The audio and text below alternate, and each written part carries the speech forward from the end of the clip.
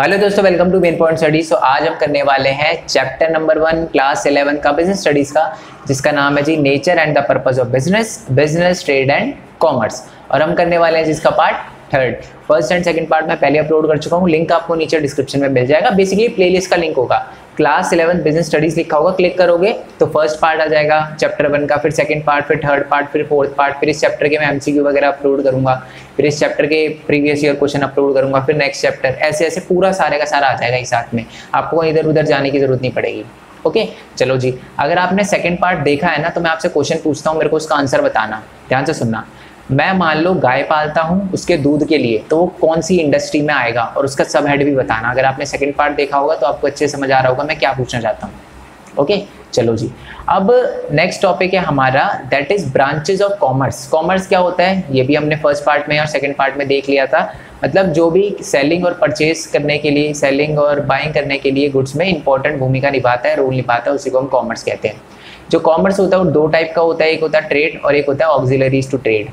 ठीक है जी, ट्रेड क्या होता है पहले ट्रेड देख लेते हैं, फिर ट्रेड के टाइप वगैरह देखेंगे, फिर आएंगे ऑक्सिलरीज टू ट्रेड पे। ठीक है जी, तो ट्रेड का मतलब क्या होता है? Trade refer to buying and selling of goods and services with the aim of earning profit. जब भी किसी चीज को बेचा जाता है, खरीदा जाता है अर्निंग प्रॉफिट से, मतलब अर्निंग प्रॉफिट के मोटिव से कि जी हमें पैसा कमाना है, प्रॉफिट कमाना है, तो उसको हम ट्रेड कहते हैं। मैं बैग बनाता हूँ, मैं बैग को बेच रहा हूँ, क्यों? ताकि मेरे को उससे प्रॉफिट मिले, दैट इज ट्रेड। ओके जी, क्लियर हो गया आपको? ओके अब जो ट्रेड होता है ना, वो भी दो टाइप का होता है, एक तो इंटरनल ट्रेड और एक एक्सटर्नल ट्रेड। इंटरनल ट्रेड क्या होता है? Buying and selling of goods and services with in the geographical boundary of a country. समझ आया आपको? जब भी कोई चीज बेची या खरीदी जाती है एक कंट्री के अंदर ही, तो उसको हम कहते हैं इंटरनल ट्रेड। मैं आपको एग्जांपल देता हूँ। मान लो कि मैं दिल्ली में रहता हूँ, आप वेस्ट बंगाल में रहते हो, वेस्ट बंगाल में रहते हो, तो मैंने आपको कोई चीज बेची, ठीक है, और आपने वो चीज खरीदी, तो वो कौन से ट्रेड में आएगा? ट्रेड तो हो रहा है, बेचना और खरीदना ट्रेड तो है ही। कौन सा ट्रेड है? इंटरनल है ना, वो है तो हम दोनों की दोनों एक ही कंट्री में। तो जब एक ही कंट्री के अंदर चीजें बेची या खरीदी जाती है तो उसको हम कहते हैं जी इंटरनल ट्रेड। यस और नो? क्लियर हो गया नहीं हुआ? आई होप ये आपको क्लियर हो गया।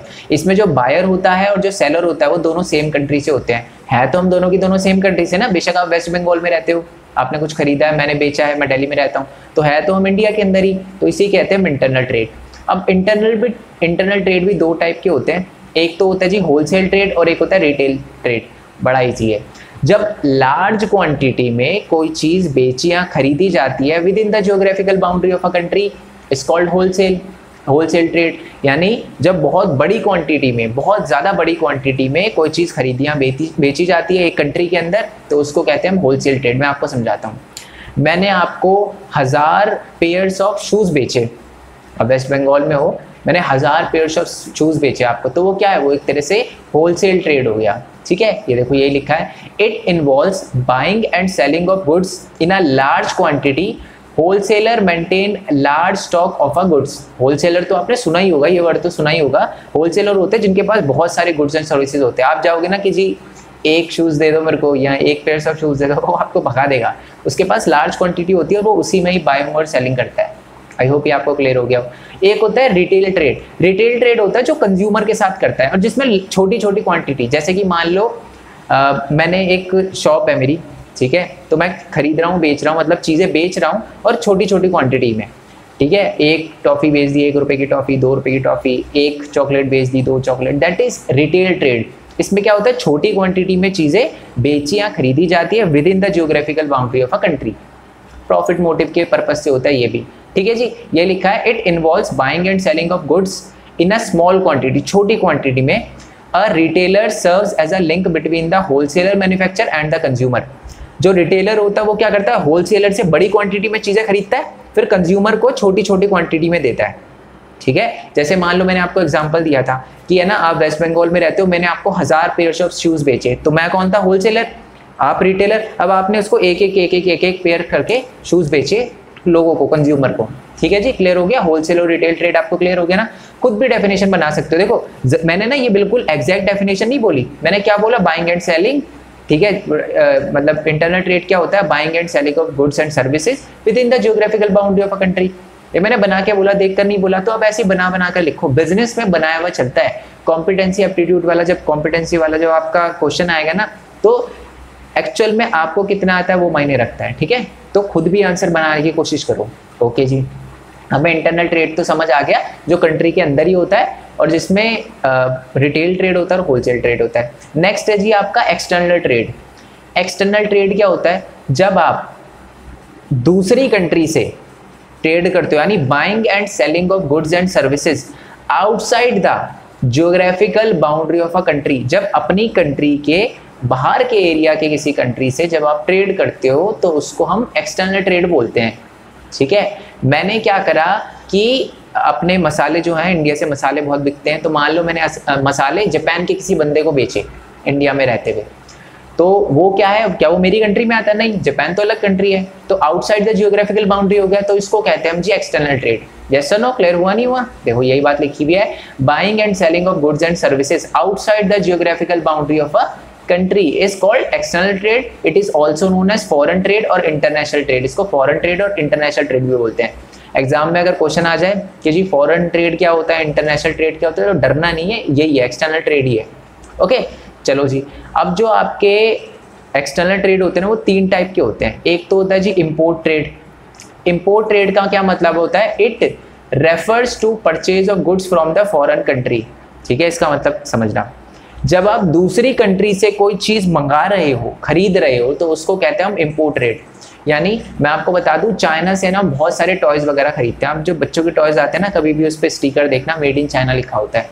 तो चाइना से हम जो अपने जो भी टॉयज वगैरह हैं वो परचेज कर रहे हैं, तो वो क्या हुआ, वो इंपोर्ट ट्रेड हुआ, क्योंकि हम इंपोर्ट कर रहे हैं। किसी चीज को मंगवाना यानी इंपोर्ट करना होता है, ठीक है। तो इसलिए हो गया इंपोर्ट ट्रेड, ठीक है। ओके जी। नेक्स्ट है आपका एक्सपोर्ट ट्रेड। जब आप दूसरी कंट्री में कोई चीज बेच रहे हो या भेज रहे हो, तो उसको कहते हैं हम एक्सपोर्ट ट्रेड। जैसे कि मैं आपको बता दूं, इंडिया की मान लो जो चाय वगैरह है, अगर वो हम जापान में बेच रहे हैं या भेज रहे हैं, तो वो क्या हो गया, वो आपका हो गया जी एक्सपोर्ट ट्रेड। एक्सपोर्ट का मतलब होता है भेजना दूसरी कंट्री में, तो ये लिखा है it refers to sale of goods to the foreign country. Okay जी। अब एक होता है जी एंट्रपोर्ट ट्रेड। अभी एंट्रपोर्ट ट्रेड क्या मतलब होता है इसका मतलब ये होता है कि किसी एक कंट्री से चीज खरीदना और दूसरी कंट्री में चीज बेच देना। जैसे मैं आपको बताता हूँ, हम क्या करते हैं, क्योंकि हमारा पता है आपको, एक पेनिनसुला रीजन है हमारा, नीचे की तरफ पानी पानी है, तो शिप से क्या करते हैं हम, यूरोप से कोई चीज मंगवाते हैं, ठीक है, मंगवाते हैं और उसको क्या करते हैं, अपने पास रखते हैं, और जो हम अगर ज्यादा मंगवाते हैं तो हम उसको नेपाल को बेच देते हैं। नेपाल एक अलग कंट्री है, यूरोप जो कॉन्टिनेंट है वो भी अलग है।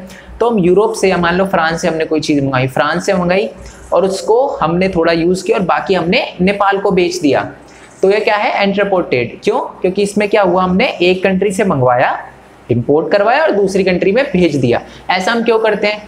क्यों? क्योंकि अगर नेपाल है ना डायरेक्टली मंगाएगा तो उसको कोई तो सी का रास्ता तो है नहीं, तो वो एरोप्लेन से मंगाएगा और वो बहुत ज़्यादा महंगा हो जाएगा। तो हम शिप से मंगवाते हैं और उनको थोड़ा कम प्राइस पे देते हैं, तो उनको थोड़ा सा ईजी पड़ता है, उनका भी फायदा हमारा भी फायदा, तो यही होता है जी। ओके, तो समझ आ गया ना आपको, ट्रेड का समझ आ गया आपको, आई होप बहुत अच्छे से।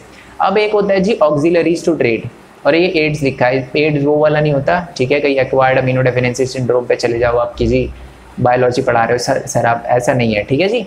मतलब एक तरह से जो, अच्छा, ऑक्सिलरीज टू ट्रेड का मतलब क्या होता है, जो ट्रेड करने में बहुत ज्यादा इंपॉर्टेंट है। जैसे कि मेरे को कोई चीज खरीदनी है या बेचनी है, बट मैंने जैसे बोला मैं दिल्ली में रहता हूँ, आप मान लो महाराष्ट्र में रहते हो या वेस्ट बंगाल में या यूपी में या कहीं भी रहते हो आप, जम्मू कश्मीर में कहीं भी रहते हो आप, तो मैं कैसे भेजूंगा, ट्रांसपोर्ट से भेजूंगा ना। तो ट्रांसपोर्ट आता है जी ऑक्सिलरीज टू ट्रेड में, ठीक है, यानी ट्रेड में जो चीज इंपॉर्टेंट रोल निभाती है उसको ऑक्सिलरीज टू ट्रेड बोलते हैं। कुछ बच्चे, फिर से मैं दोबारा बता देता हूँ, इसको है ना टर्जरी सेक्टर से कंपेयर करते हैं कि सर ट्रेड तो टर्जरी सेक्टर में भी था, ठीक है, तो ये दोनों सेम कैसे हो सकते हैं। देखो, जो टर्जरी सेक्टर है उसमें ये बोला गया है कि टर्जरी सेक्टर में जो टर्जरी सेक्टर होता है वो प्राइमरी और सेकेंडरी सेक्टर की हेल्प करता है, ठीक है, यानी वो खेत मतलब जो आपका एग्रीकल्चर सेक्टर है और जो मैन्युफैक्चरिंग सेक्टर है उसकी हेल्प करता है। अगर मैं एक खेत से कोई चीज लेकर अगर उसको फैक्ट्री में भेज रहा हूँ, ट्रांसपोर्ट कर रहा हूँ, तो वो किसकी हेल्प हो रही है, प्राइमरी सेक्टर की और सेकेंडरी सेक्टर की। बट मान लो मैंने कोई चीज, मैंने जैसे बताया मैं दिल्ली से कोई चीज बेच रहा हूं आपको, जो महाराष्ट्र में रहते हो आपको कोई चीज बेच रहा हूं मैं, तो वो किस में आ गया, वो तो सेलिंग एंड बाइंग में आ गया ना। तो जो ट्रांसपोर्ट होगा वो चीजें बेचने और खरीदने में हेल्प कर रहा है, तो इसलिए वो ऑक्सिलरीज टू ट्रेड में आएगा। इसमें देखो ना आप प्राइमरी सेक्टर से रिलेटेड थे, ना मैं प्राइमरी सेक्टर से रिलेटेड था, ना मैं सेकेंडरी सेक्टर से रिलेटेड था, ना आप सेकेंडरी सेक्टर से रिलेटेड थे। तो ना सेकेंडरी सेक्टर की हेल्प हुई ना प्राइमरी सेक्टर की हेल्प हुई, बेसिकली हम दोनों की हेल्प हुई, क्योंकि हम चीजें बेच रहे हैं, खरीद रहे हैं। तो वो जो हमारा ट्रांसपोर्ट है वो एक ऑक्सिलरीज टू ट्रेड कहलाएगा। आई होप ये डिफरेंस आपको बहुत अच्छे से क्लियर हो गया दोस्त। अभी भी नहीं हुआ ठीक है तो मेरे को बता देना, मैं अगर नेक्स्ट वीडियो अपलोड करूंगा तो उसमें और अच्छे से एक्सप्लेन कर दूंगा, बट आप बता देना मेरे को, दिक्कत नहीं रहनी चाहिए इसमें कोई भी। ठीक है, नोट्स बनाए हैं इसलिए और समझाने में टाइम इसलिए ले रहा हूँ क्योंकि कॉम्पिटेंसी, नहीं तो मैं बहुत जल्दी जल्दी समझा देता आपको, बट कॉम्पिटेंसी वाला एप्टीट्यूड वाला टॉपिक है और फिर गेम मच जाएगा अगर आपने उसको समझा नहीं तो, मतलब टॉपिक को समझा नहीं तो। ठीक है, चलो अब ये वही है जो मैंने डेफिनेशन बताई। It refers to those activity which facilitate the purchase and sale of goods which are meant for assisting trade, यानी ट्रेड जब हम करते हैं यानी चीज़ों को बेचते हैं खरीदते हैं, तो उस चीज़ मतलब बेचने और खरीदने में जो जो चीज़ें जो जो एक्टिविटी हेल्प करवाती है उसी को हम ऑक्सिलरीज टू ट्रेड कहते हैं। ओके, जैसे कि है ट्रांसपोर्ट एंड कम्युनिकेशन, कोई चीज़ बेचनी है खरीदनी है तो ट्रांसपोर्ट की ज़रूरत पड़ेगी, कम्युनिकेशन की ज़रूरत पड़ेगी, आपको उससे बातचीत तो करनी पड़ेगी ना, चाहे टेलीफोन से करो चाहे उसे लेटर दो या कुछ भी। नेक्स्ट है कि जी फाइनेंस, अगर कोई चीज़ बेचनी है खरीदनी है ठीक है, तो क्या पता बहुत लार्ज क्वांटिटी में आपको चीज़ खरीदनी हो बेचनी हो तो आपको लोन वगैरह की ज़्यादा ज़रूरत पड़े, क्या पता आप लोन से चीज़ें खरीदते हो और फिर उसे बेचते हो। ठीक है, नेक्स्ट है जी इंश्योरेंस, कोई मतलब परचेज कर रहे हो सेल कर रहे हो, मान लो किसी को बेच रहे हो कोई चीज़, ऐसे ना हो कि जी कोई एक्सीडेंट वगैरह हो जाए तो आपको तो नुकसान हो जाएगा तो उसका इंश्योरेंस करवा लो। ठीक है, नेक्स्ट है जी वेयर हाउसिंग, वेयर हाउसिंग भी बहुत ज़्यादा इंपॉर्टेंट है। क्यों? क्योंकि मान लो जैसे मैंने आपको बताया अमेजोन चीज़ें बेचता और खरीद मतलब बेचता ही है, चीज़ें बेचता है, वो आप खरीदते हो अमेजोन से, अमेजोन बेचता है, तो उसमें जो ट्रांसपोर्ट होगा, अब ऐसे मान लो वो रात के 12 बजे आपके एरिया में आपका प्रोडक्ट लेकर आया, तो ऐसे थोड़ा ना कि रात को 12 बजे आप लोगे, है ना, तो उस एरिया के अंदर जो भी वेयर हाउस होगा वो वहाँ पर रख देगा, सुबह जाकर जो भी डिलीवरी बॉय है वो आपको दे देगा। तो ये होता है जी वेयर हाउस का। ठीक है, एडवर्टीजमेंट, एडवर्टीजमेंट भी चीज़ें बेचने और खरीदने में बहुत ज़्यादा इंपॉर्टेंट है। जब मेरे को पता ही नहीं किसी चीज़ के बारे में तो मैं कैसे उसी चीज़ को बेचूंगा या खरीदूंगा। ठीक है, क्लियर हुआ नहीं हुआ? आई होप ये आपको बहुत अच्छे से क्लियर हो गया हो। डेफिनेशन एक बार रीड कर देता हूँ फिर भी मैं। ठीक है, it involve all those activity which are undertaken for the movement of goods from one place to another place. Transport में क्या आता है, चीज़ें बेचने या खरीदने के लिए एक जगह से दूसरी जगह ले जाने के लिए जो चीज़ होती है उसे हम ट्रांसपोर्ट कहते हैं। और ट्रांसपोर्ट के अलावा कम्युनिकेशन भी बहुत ज़्यादा इंपॉर्टेंट है। ठीक है, क्यों? क्योंकि इसमें इंफॉर्मेशन प्रोड्यूसर से कंज्यूमर तक पहुंचाई जाती है फ़ोन वगैरह करके, हाँ जी मैं इतने यूनिट भेज रहा हूँ आप मंगवा लेना वहाँ से, है ना, तो इसलिए कम्युनिकेशन भी बहुत ज़्यादा इंपॉर्टेंट है। ओके, चलो जी नेक्स्ट है बैंकिंग में आपको बता चुका हूँ। It involve all those activity which are concern with providing finance, वो लोन वगैरह भी हो सकता है for various business activity. Trade करने के लिए मान लो चीज़ें बेचना खरीदने के लिए आपको लोन चाहिए, आपको कोई चीज़ खरीदनी है बड़ी अमाउंट में, बहुत बड़ी अमाउंट में, और उसके लिए आपको लोन चाहिए, तो वो आगे ना बैंकिंग एंड फाइनेंस में। Okay, insurance, it involve all those activity which are, अब आप है ना ध्यान से देखोगे ना बिजनेस का आंसर लिखने में ना एक फ्लो होता है, आप देखोगे पहली लाइन इसकी भी यही है, it involve all those activity, ठीक है, इसमें भी यही है, it involve all those activity, इसमें भी यही है। तो इसीलिए आंसर कैसे फॉर्म करना है ना, इजी आंसर कैसे फॉर्म करना है इस चीज़ पे भी ध्यान रखो। जैसे मैंने इंटरनल और एक्सटर्नल ट्रेड की जब डेफिनेशन बताई थी तो दोनों की दोनों सेम बोली थी, बस विद इन और आउटसाइड द जियोग्राफिकल बाउंड्री, बस विद इन और आउटसाइड, बस ये दोनों वर्ड अलग थे, बाकी सब सेम था। तो थोड़ा सा ना स्मार्टली लर्न करा करो। ठीक है, ऐसा नहीं कि बिल्कुल ही आप लर्न करने बैठ जाओ, स्मार्टली करो। यार एक ही वर्ड तो डिफरेंस है, एक ही डेफिनेशन कर लेता हूँ, बाकी मैं आउटसाइड लिख दूंगा, है ना। चलो जी, और उसके बाद इंश्योरेंस का वही है कि it involve all those activity which are concern with providing protection from the various kind of risk. तो रिस्क से बचाने के लिए कि डैमेज ना हो जाए, लॉस ना हो जाए प्रॉपर्टी का, उसके लिए हम इंश्योरेंस कराते हैं। वेयर हाउसिंग का मैं बता चुका हूँ। ठीक है, it is concern with the strong with storing goods in order to facilitate their supply to make market at the right time। Right time पर लोगों तक पहुंचाने के लिए जो हमारा स्टोरिंग है या वेयर हाउसिंग है वो बहुत ज़्यादा इंपॉर्टेंट है ना। रात को 12 बजे जैसे मैंने बताया वो राइट टाइम तो नहीं है, आपने बोला हो कि जी 9 बजे के बाद आना, तो वो आपको राइट टाइम पे कल सुबह 9 बजे प्रोवाइड करेगा, जो भी आपका डिलीवरी बॉय होगा वो आपके पास लेकर आएगा। ओके जी, एडवर्टीजमेंट या एडवर्टाइजिंग का मतलब क्या होता है, it involve all those activity which are concern with providing information about the product to the consumer.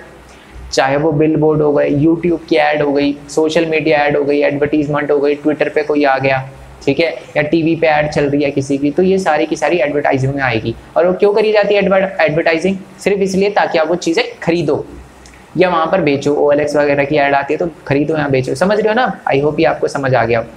चलो जी, अब आते हैं नेक्स्ट टॉपिक पे, that is objective of business. ठीक है, इसमें बच्चे थोड़ा कंफ्यूज जाते हैं, ध्यान से सुनना। ऑब्जेक्टिव ऑफ बिजनेस का मतलब ये तो है ही है कि बिजनेस क्यों किया जाता है, साथ में इसका मतलब ये भी है कि बिजनेस को क्या करना चाहिए। इसका मतलब मैं आपको समझाऊंगा, डोंट वरी। ठीक है, सबसे पहले तो मैं आपको बता देता हूँ 3 टाइप के ऑब्जेक्टिव होते हैं बिजनेस के। एक तो होता है इकोनॉमिक ऑब्जेक्टिव, जो कि कंपनी की ग्रोथ और पैसे से रिलेटेड होता है। एक होता है सोशल ऑब्जेक्टिव, कि उसको सोसाइटी के लिए क्या क्या करना है, सोसाइटी से रिलेटेड जो उसके ऑब्जेक्टिव होते हैं। और तीसरा है ह्यूमन या इंडिविजुअल ऑब्जेक्टिव, जो कंपनी के वर्कर से रिलेटेड होता है। इसका मतलब अभी समझ नहीं आया होगा, डोंट वरी, हम आगे बढ़ते हैं, मैं आपको समझाऊंगा इसका मतलब। सबसे पहले तो बात करते हैं जी इकोनॉमिक ऑब्जेक्टिव। तो सबसे पहला मेन ऑब्जेक्टिव क्या होता है किसी भी टाइप के बिजनेस का? प्रॉफिट अर्निंग, पैसा कमाना। The prime objective of every businessman is to earn profit. No business can survive for a long without earning sufficient profit and also for expansion and diversification। अपने आप को expand करना है, ठीक है, या अपने आप की ग्रोथ करनी है, तो इसके लिए प्रॉफिट जो है वो बहुत ज़्यादा ज़रूरी है। तो मेन ऑब्जेक्टिव बिजनेस का यही होता है, प्रॉफिट कमाओ। ठीक है, नेक्स्ट है जी सर्वाइवल। ठीक है, हर कंपनी का यही एम होता है कि वो अपने आप को सर्वाइव करे। ठीक है, अपने आप को मार्केट के अंदर बना के रखे। क्यों बना के रखे? ताकि वो आगे भी प्रॉफिट कमा पाए, ठीक है, आगे भी अपनी ग्रोथ कर पाए। और इसके लिए सबसे ज़्यादा इंपॉर्टेंट है कि वो पैसा कमाए। अगर कोई कंपनी पैसा नहीं कमा रही तो वो आगे कैसे बढ़ेगी? तो मेन मोटिव यही होता है कि खुद को सर्वाइव करने के लिए कंपनी को पैसा कमाना ज़रूरी है। तो यही है हमारा नेक्स्ट कि सर्वाइवल।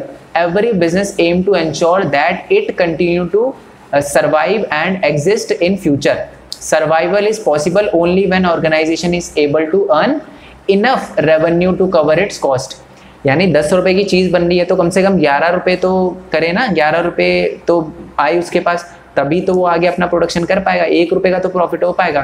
तो इसलिए मेन ऑब्जेक्टिव ये भी होता है बिजनेस का कि अपने आप को सर्वाइव करे। ठीक है, चलो जी, नेक्स्ट क्या होता है? ग्रोथ करना।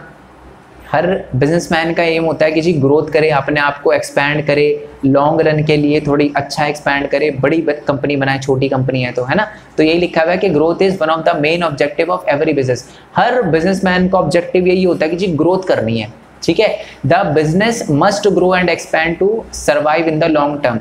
यानी हर बिजनेस को अगर सर्वाइव करना है लॉन्ग टर्म में तो उसको ग्रोथ करनी ही पड़ेगी।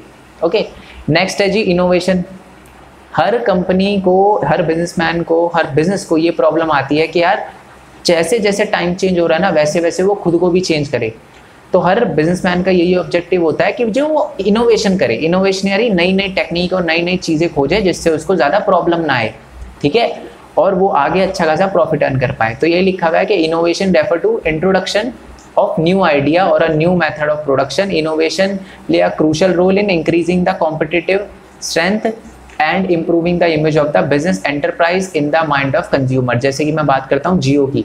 अगर आप जियो के बारे में देखो ना, तो जियो एक न्यू टेक्नोलॉजी के साथ आया था। पहले ना 1 GB का नेट जो था वो 200-250 का आता था, 1 GB का 1 महीने का, बट आज अनलिमिटेड आता है, मतलब 3-3, 4-4 GB डेली की मिलती है। ठीक है, तो यही है, एक तरह से लोगों के सामने भी बहुत मशहूर हो गई इतने कम टाइम में ये कंपनी, सिर्फ इसलिए क्योंकि एक उसके पास एक इनोवेटिव आइडिया था। ठीक है, तो हर कंपनी का एक एम होता है कि वो इनोवेशन लेकर आए, नई नई चीज़ें लेकर आए, जिससे उनको दूसरे कंज्यूमर के साथ, यानी दूसरी जो कंपनी होती है उस पर एक एज मिले, उससे ज़्यादा एक एडवांटेज मिले। ठीक है, ओके जी। नेक्स्ट है जी ऑप्टिमल यूटिलाइजेशन ऑफ रिसोर्सेज। हम हर कंपनी का, हर बिजनेस का यही एक मेन ऑब्जेक्टिव ये भी होता है कि जो भी उसका रिसोर्सेज है ना उसके पास, उसको ढंग से यूज़ करे। ठीक है, उसको बिल्कुल ऑप्टिमल लेवल तक यूज़ करे, कोई चीज़ वेस्ट ना करे।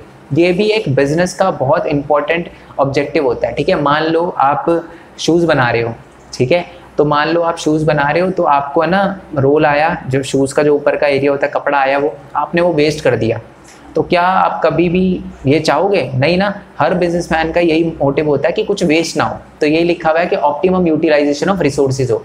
Business resources are generally limited होते हैं। मान लो मैं एक कंपनी हूँ, मैं रीबॉक के लिए शूज़ बनाता हूँ, तो रीबॉक तो मेरे को लिमिटेड भेजेगी कि जी ये आपके पास पेड़ से बनाओ शूज़। अब ऐसे बाद में दोबारा से थोड़ा ना जाऊँगा कि जी थोड़ा सा और रोल भेज दो, ऐसे तो नहीं होता। तो इसलिए जो लिमिटेड होते हैं रिसोर्सेज, उसके अकॉर्डिंग ही काम करना पड़ता है, ठीक है, और उसका ढंग से यूज़ करना पड़ता है। तो every enterprises aim to make best possible use of physical, financial and human resource, जो भी उसको मिले उसको ढंग से यूज़ करें। ओके, चलो जी, नेक्स्ट है जी सोशल ऑब्जेक्टिव। सोसाइटी के लिए क्या क्या ऑब्जेक्टिव होते हैं एक बिजनेस के, क्या क्या उसे करना चाहिए, ठीक है, ये सारी की सारी चीज़ें। पहला तो सबसे मेन ऑब्जेक्टिव जो होता है बिजनेस का सोसाइटी की तरफ, वो ये होता है कि जी सप्लाई करे better quality of goods consumer को, और वो भी बहुत फेयर प्राइस पे, ठीक ठाक प्राइस पे। ओके जी। नेक्स्ट पॉइंट है कि एम्प्लॉयमेंट जनरेशन करे, सोसाइटी के लिए लोगों को ज़्यादा जॉब दे, ये एक ऑब्जेक्टिव होता है बिजनेस का। नेक्स्ट है जी कम्युनिटी सर्विस, स्कूल बनाए, कॉलेज बनाए, चैरिटी वगैरह करे, ये भी एक एम रहता है हर बिजनेस का। जैसे टाटा ग्रुप हो गए, बहुत चैरिटी वगैरह करते हैं, है ना। नेक्स्ट है जी avoiding social anti social and the unfair trade practice, ठीक है। हर बिजनेसमैन का, हर बिजनेस का ये भी एम होना चाहिए। याद है ना, मैंने अभी थोड़ी देर पहले बोला था कि ऑब्जेक्टिव ऑफ बिजनेस में सिर्फ ये नहीं आएगा कि एक कंपनी का क्या एम होता है, ये भी आएगा कि क्या एम होना चाहिए। तो इस ये पॉइंट यही है कि हर बिजनेस का ये एम होना चाहिए कि वो सोशल, एंटी सोशल और अनफेयर प्रैक्टिस को, अनफेयर ट्रेड प्रैक्टिस को रोके, ठीक है। इसका क्या मतलब है कि मान लो कोई ब्लैक मार्केटिंग कर रहा है चीज़ों की, या उसको इकट्ठा करके रख रहा है, होर्डिंग का मतलब इकट्ठा करना होता है, जैसे प्याज की लोग होर्डिंग कर लेते हैं फिर प्राइस बढ़ जाते हैं, है ना। तो ये सारी की सारी चीज़ें ना करना, किसी को भी मिसलीड ना करना, एडवर्टीजमेंट में जो भी एडवर्टाइजिंग वो कर रहे हैं उसमें किसी को गलत मैसेज ना देना, ये सारी की सारी चीज़ें करना, ठीक है। और ऐसी जो गलत प्रैक्टिसेस होती है उससे दूर रहना, ये भी ऑब्जेक्टिव होना चाहिए एक बिजनेस का, ठीक है। नेक्स्ट है जी वेलफेयर ऑफ एम्प्लॉय, अपने एम्प्लॉय का वेलफेयर करना, ये भी एक ऑब्जेक्टिव होना चाहिए क्योंकि वो सोसाइटी में ही आ रहे हैं। नेक्स्ट है जी प्रोटेक्शन ऑफ एनवायरनमेंट, एनवायरनमेंट को भी प्रोटेक्ट करना है। ऐसे ना हो कि जी आप अपना प्रॉफिट अर्न करने के चक्कर में, इकोनॉमिक ऑब्जेक्टिव के चक्कर में, ज़्यादा प्रॉफिट अर्न करने के चक्कर में आप सोशल ऑब्जेक्टिव छोड़ दो, एनवायरनमेंट को छोड़ दो, ये नहीं होना चाहिए। ओके, चलो जी नेक्स्ट आते हैं। नेक्स्ट है आपका जी ह्यूमन और इंडिविजुअल ऑब्जेक्टिव। मैंने आपको बोला था इसमें वर्कर से रिलेटेड होगा, तो यही लिखा है कि वर्कर को हेल्थी और सेफ वर्किंग कंडीशन प्रोवाइड करना, उनको जॉब सिक्योरिटी प्रोवाइड करना, उनको सही सैलरी और पर्क वगैरह, वही होता है सैलरी वगैरह प्रोवाइड करना, उनके पर्सनल डेवलपमेंट और ग्रोथ के लिए काम करना, ठीक है। उनको अच्छी से अच्छी अपॉर्चुनिटी देना कि यार ये बंदा अच्छा काम कर रहा है तो उसकी मतलब प्रमोशन करो इसका, ये सारी की सारी चीज़ें प्रोवाइड करना। और साथ ही में जो हमारे एम्प्लॉय हैं उनको क्या करना, मोटिवेट करने के लिए फाइनेंशियल और नॉन फाइनेंशियल इंसेंटिव देना, ठीक है। मान लो कुछ एम्प्लॉय ऐसे होते हैं जिनका मेन ऑब्जेक्टिव पैसे से ज़्यादा अपने बॉस को खुश करना होता है। मेरे कहने का मतलब ये है कि मान लो कोई एम्प्लॉय है, अगर मान लो बोला जाता है कि जो भी अच्छा करेगा उसको बॉस के साथ डिनर करने का मौका मिलेगा, तो बहुत सारे वर्कर होते हैं जो मोटिवेट हो जाते हैं, है ना। तो ये सारी की सारी चीज़ें होती है। कुछ फाइनेंशियली कि जो इस बार इतना टारगेट पूरा करेगा उसको ज़्यादा 10,000 रुपये मिलेंगे, तो कुछ पैसे से मोटिवेट होते हैं, कुछ नॉन फाइनेंशियल मोटिव से, इनिशिएट से या इंसेंटिव से मोटिवेट होते हैं। तो ये देते रहना, यही एक बिजनेस का ऑब्जेक्टिव होता है, ठीक है जी। ये मैं आपको बता दूं मोस्ट इंपॉर्टेंट क्वेश्चन है, ये आपसे पूछा ही जाता है कि ये बताओ जी कि आपके बिजनेस के ऑब्जेक्टिव क्या है। ओके, तो नेक्स्ट पार्ट में अभी इसका एक पार्ट और रहता है, मैंने आपको बताया था हर चीज़ एक्सपैंड करूँगा, बहुत अच्छे से समझाऊंगा। तो जो लास्ट टॉपिक रहता है, मैं अभी क्वेश्चन वैसे पूछूंगा आपसे, उसका रिप्लाई करके जाना। लास्ट जो पार्ट रहता है उसमें हम रिस्क करेंगे, ठीक है। और साथ में मैंने आपको फर्स्ट पार्ट में बताया था कि कुछ टॉपिक हैं जो बहुत सारे लोग नहीं करवाते, बट वो मैं आपको करवाऊंगा, तो वो भी फर्स्ट जो फोर्थ पार्ट है, लास्ट पार्ट, उसमें इंक्लूड कर दूंगा, खत्म करवा दूंगा चैप्टर लास्ट पार्ट में, ठीक है जी। अब मेरा एक क्वेश्चन सुनो, ध्यान से मेरा क्वेश्चन सुनना। मान लो मैं पाकिस्तान से कोई चीज़ मंगवाता हूँ, खरीदता हूँ और उसे बांग्लादेश में बेचता हूँ, तो वो किस टाइप का ट्रेड होगा, ये आप मेरे को नीचे कमेंट बॉक्स में बताओ, ठीक है। नेक्स्ट क्वेश्चन मेरा है, नेक्स्ट क्वेश्चन बड़े ध्यान से सुनना, कि मान लो कि मैं क्या करता हूँ कि लोगों को एम्प्लॉयमेंट देता हूँ, जॉब क्रिएट कर रहा हूँ, तो मैं कौन सा ऑब्जेक्टिव बिजनेस का पूरा कर रहा हूँ, ये आप मेरे को नीचे कमेंट बॉक्स में बताना, ठीक है जी। ये दो क्वेश्चन आप मेरे को नीचे कमेंट बॉक्स में बताना। नोट्स वगैरह जैसे चैप्टर खत्म हो जाएगा ना, मैं टेलीग्राम पे ठीक है, कर दूंगा, डोंट वरी। और एक वेबसाइट का लिंक भी नीचे डिस्क्रिप्शन में दे रखा हो। अभी क्लास 11 के मैंने वहाँ नोट्स अपलोड नहीं किए, बट जल्दी कर दूंगा। और इंस्टाग्राम का पेज जो है वो ज्वाइन कर लेना आप, ठीक है, फॉलो वगैरह कर लेना, उसको अपडेट मिलता रहेगा कि मैं नेक्स्ट वीडियो कौन सी डालूंगा, क्योंकि बच्चे परेशान रहते हैं कि सर नेक्स्ट पार्ट कब आएगा, नेक्स्ट पार्ट कब आएगा, तो वो वहाँ पर आपको पता चल जाएगा। ठीक है जी, ओके। और साथ ही में 2-3 चैनल का लिंक आपको नीचे दे रखा होगा, मेन पॉइंट टेक का, मेन पॉइंट गेमिंग का, वो मैं बता चुका हूँ। एक व्लॉगिंग का भी होगा, एक यूनिक फैक्ट भी होगा, तो इनको यूनिक वर्ल्ड भी होगा, तो उनको आप सब्सक्राइब कर लेना, ठीक है। और thank you for your support. मैं अगर आप अभी तक वीडियो देख रहे हो तो आई होप आपको अच्छी लगी हो, तो सब्सक्राइब करे बिना मत जाना। और अगर आपको लगता है कि किसी और बच्चे को भी इसकी ज़रूरत है तो आप शेयर कर सकते हो। बाकी नेक्स्ट वीडियो के लिए स्टे ट्यून्ड। तब तक के लिए थैंक यू सो मच। जय हिंद, जय भारत, वंदे मातरम। Thanks for your support. Bye bye.